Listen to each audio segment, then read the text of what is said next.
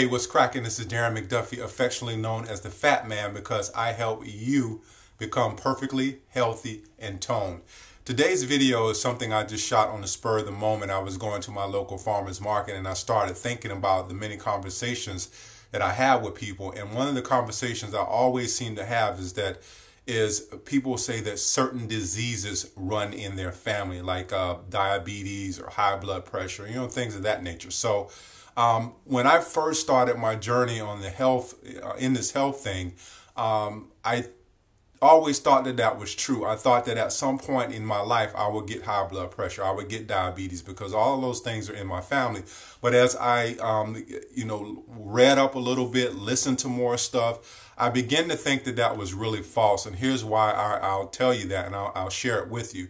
A lot of the things that it is true that we are genetically predisposed to certain things. Certain people have a family history of diabetes. Certain people have a family history of high blood pressure. And that's one of the reasons why when you go to the doctor, they ask you if you have a history of heart conditions, if you have a history of these, different types of diseases.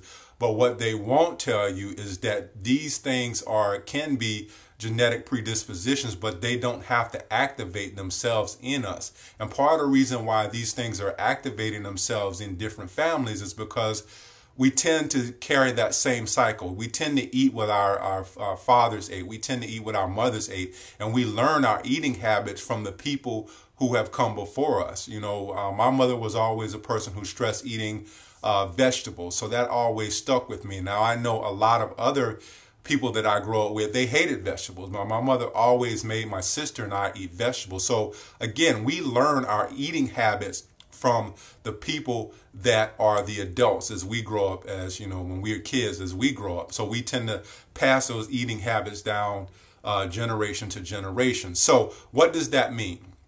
This is what that means, is that, again, certain things we can be genetically predisposed to, but those things don't have to activate themselves in us if we change our diets, if we reduce stress, if we begin to make ourselves generally healthy.